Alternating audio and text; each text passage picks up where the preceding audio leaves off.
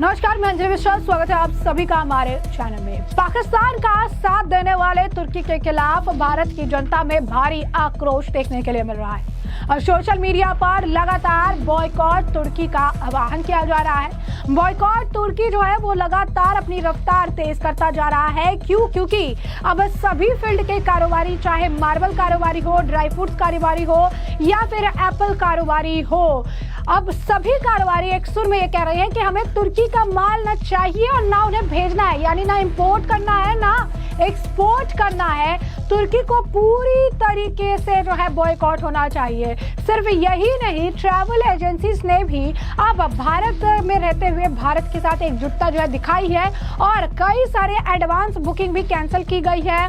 तुर्की को लेकर जो है लगातार बड़े फैसले लिए जा रहे हैं और बॉयकॉट ट्रेंड जो है वो पूरी तरीके से सफल होता नजर आ रहा है। लेकिन इस बात से किसी को बहुत ज्यादा बौखलाहट हो रही है और ये बौखलाहट अब उनके इंटरव्यूज में साफ तौर पर दिखने लग गए। हम बात कर रहे हैं पत्रकार राजदीप सरदेसाई की, जो कि एक बार फिर बुरी तरीके से एक्सपोज हो चुके हैं, जिसे देखकर अब जनता समझ चुकी है कि एक तरफ सारे भारत में रह रहे भारतीय जो हैं वो तुर्की का बॉयकॉट कर रही है क्योंकि तुर्की ने पाकिस्तान का साथ दिया और असला बारूद जो है उसे आप कह सकते हैं कि भेजा ताकि वो भारत को निशाना बना सके।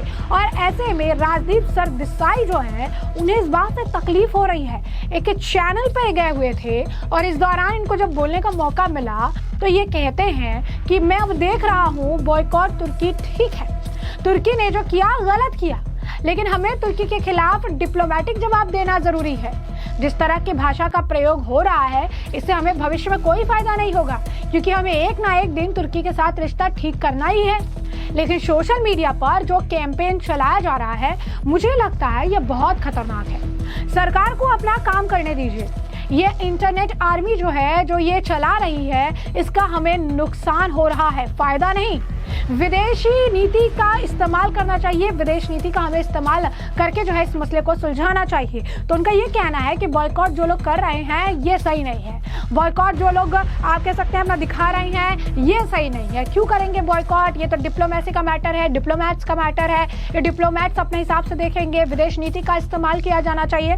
अब सोशल मीडिया पर इस आप कह सकते हैं क्लिप पर जो है ये वायरल हो रहा है। लेकिन आपको बता दें कि जिस शो पर वो गए हुए थे उस शो के जो पूरा वो शो चला रहे थे उन्होंने भी इस बात को लेकर राजदीप सरदेसाई को टोका है। हम बात कर रहे हैं सौरभ त्रिवेदी की। उन्होंने साफ तौर पर जब आपको बता दें कि ये कह रहे थे राजदीप सरदेसाई कि आप मेरी बात मानते हैं कि नहीं, तो उन्होंने कहा कि नहीं, मैं पार्शली इसको मानता हूँ क्योंकि हर व्यक्ति को अपने हिसाब से किसी भी चीज पर रिएक्ट करने का पूरा अधिकार है। अगर वो रिएक्ट कर रहे हैं, अपने हिसाब से इसे देख रहे हैं, बॉयकॉट कर रहे हैं, तो ये टोटली उनका पर्सनल मैटर है। इसे आप कैसे कह सकते हैं कि उन्हें ये नहीं करना चाहिए और ये करना चाहिए? लेकिन राजदीप सरदेसाई फिर कहते हैं कि नहीं, ऐसे नहीं होना चाहिए, विदेश नीति का इस्तेमाल करना चाहिए, डिप्लोमेट्स इनकी आवाज सुन के उस हिसाब से काम करेंगे।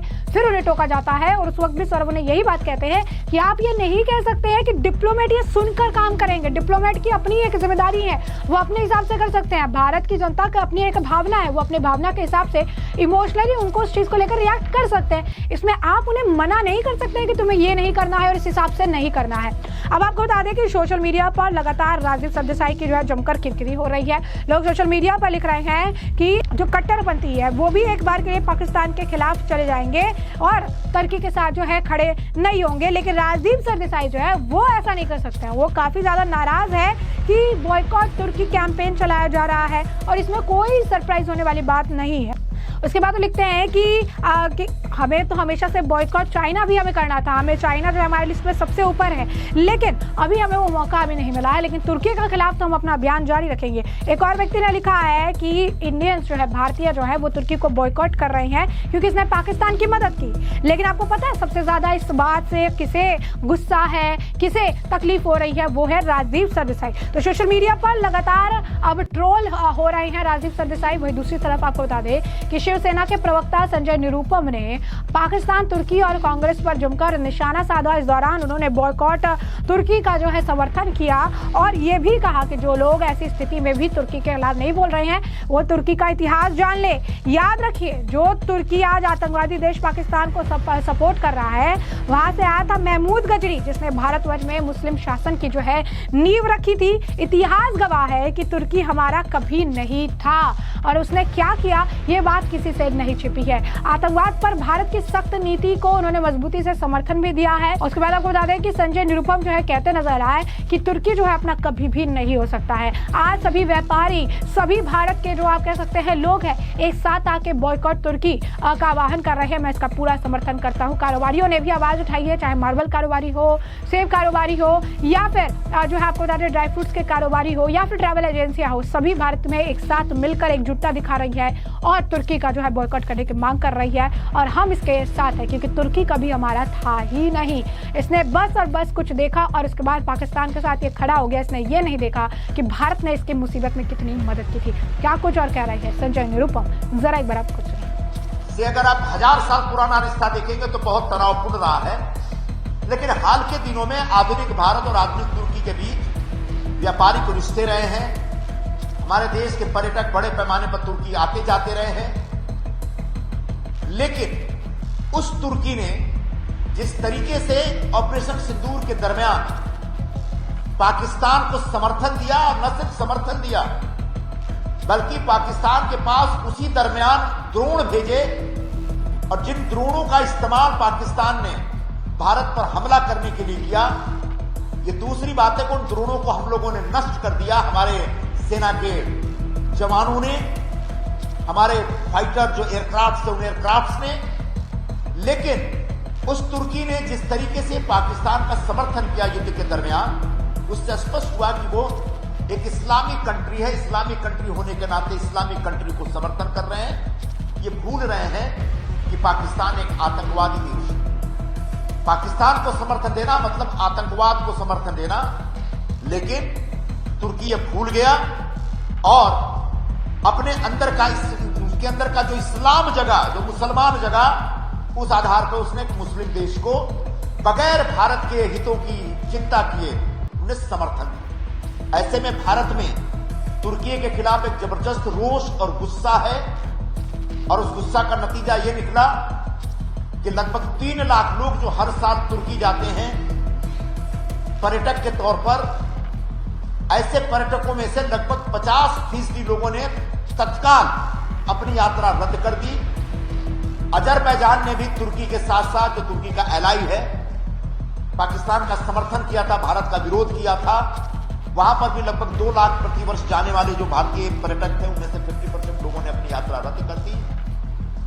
यह है भारत के लोगों का गुस्सा, और उस गुस्से को देखते हुए भारत सरकार ने भी तुर्की सरकार के खिलाफ और तुर्की के खिलाफ कार्रवाई करना शुरू कर दिया।